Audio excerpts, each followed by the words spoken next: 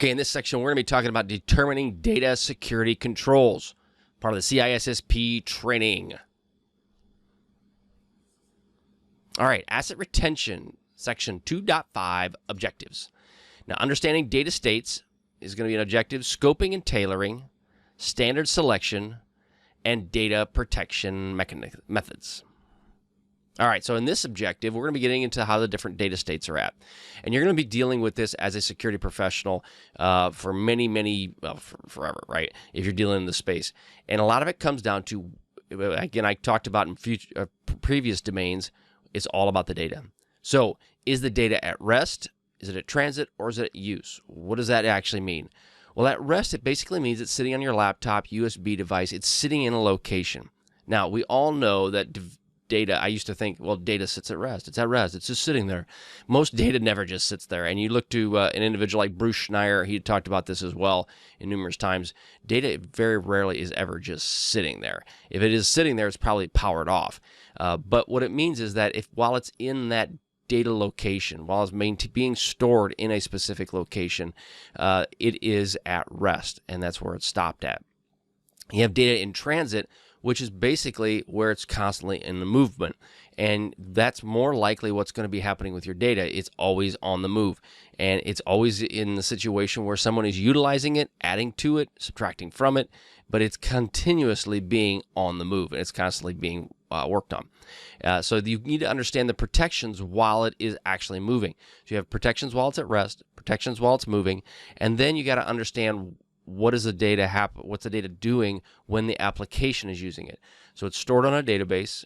It moves from the database to your application. You got to watch it's protected there. Then when it gets to your application, what is the application doing with the data? Now, if it's just a dummy terminal and it's just presenting a screen, okay, the data's still there, but it's not nearly as manipulative. Third grade education kicking in, having a hard time with that word. Bottom line is you can't manipulate it.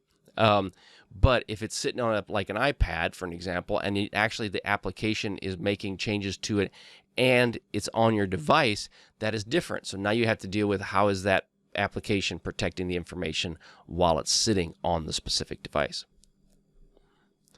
Protecting confidentiality. When you protect confidentiality of the data, you utilize some level of strong encryption to do this.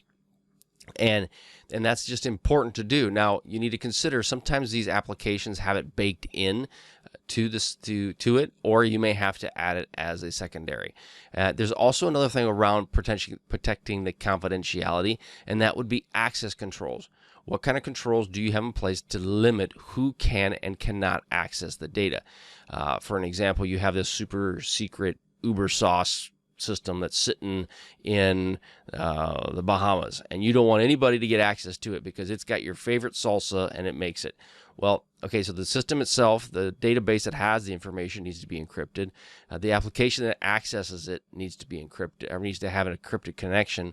And then you need to ask yourself if the data is being monitored or used by many people, where's that data stored? Is it on everybody's system? Where is that actually at? So those are some situations around that. So some examples we have around protecting the actual confidentiality of the data. It's the data at rest. You encrypt it with the database within the database tables. Now, the interesting part about all this is there's, now that we move to AWS, there's lots of ways that you can handle dealing with the different aspects of encryption. One, AWS is the cloud platforms, basically. By doing that, there's situations where the keys, the storage of the security keys, the encryption keys, those can be stored in multiple places. Now, so that's another thing that comes into play is as you're looking to encrypt these hard drives or these databases, where are the keys stored that encrypt these the data? And so typically a database will have its own individual key. Well, if you have a lot of databases, that can add up extremely quickly. So those are understanding the tail behind all of this, the additional stuff that you have to deal with. It runs around the encryption piece of the keys. Data in transit. Is it HTTPS? Basically, do you have a secure socket layer, SSL, connection on port 443 between points? Now, something that you need to understand, the typical port protocol is 443. However, SSL can operate over any protocol at all. This is just the standard that's typically used.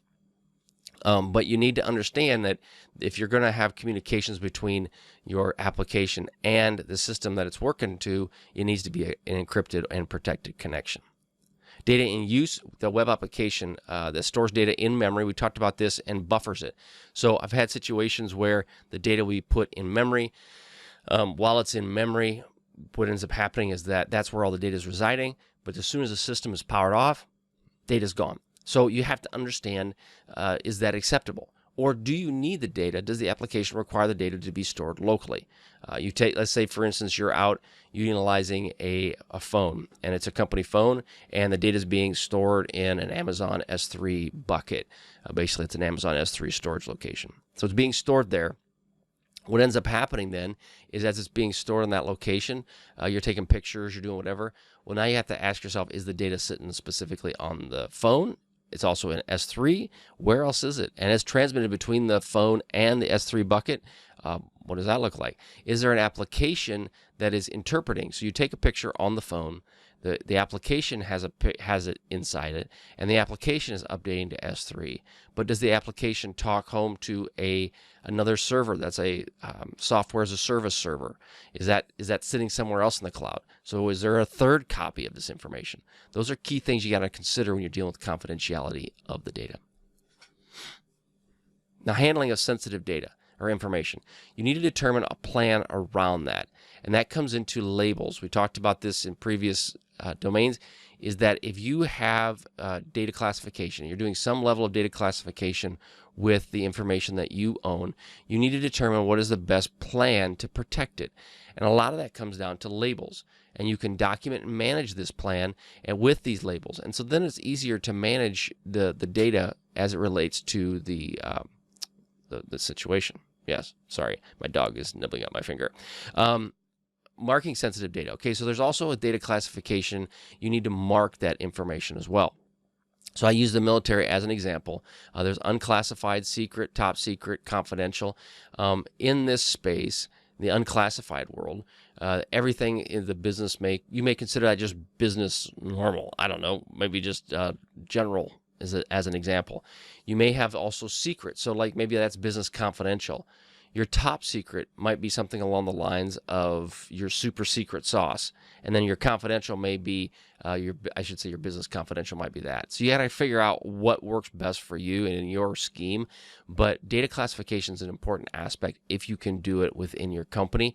It does take a lot of work, and it takes a lot of people that are willing to help you and work with you. But it's a good option if you're looking at it. Marking sensitive data. Another thing around this is you need to put labels on drives, on USB sticks. Anything that may have this specific information that you are wanting to protect, you need to label those systems as well. You can color code that. It can be green for good, yellow for not so good, red for like OMG bad.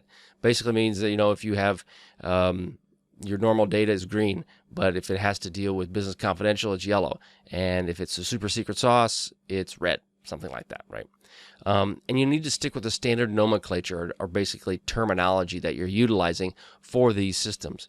It's just important to do that, because what will happen is if you start getting some crazy naming scheme, people won't understand what you're trying to get at. So keeping it simple is good. There is a risk of that, right? If you make it too easy to understand, people may go, well, okay, this is the super secret sauce for this system, and now that's what you label on the label. Well, okay, maybe that's not good, but you don't want to go XY3267172. Okay, X means super secret. That can happen in very certain in very certain areas, but in most cases you would not want to make it that complex. You wouldn't do it.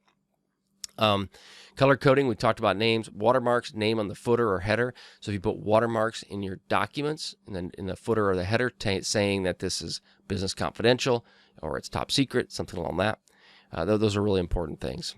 You need to document these procedures, and that relates to upgrading, downgrading, the sensitivity of them, transferring of sensitive data, and destroying of it. If you have to have these documented, because what will happen is if you don't, people will come up, either one, they'll ask you a lot, which would be good, or two, they won't know, and they'll just make up their own plan, or they won't do it. So you have to document it, and you have to educate people on what you want them to accomplish. And they still won't do it exactly the way you want, but at least you'll have a place to start from.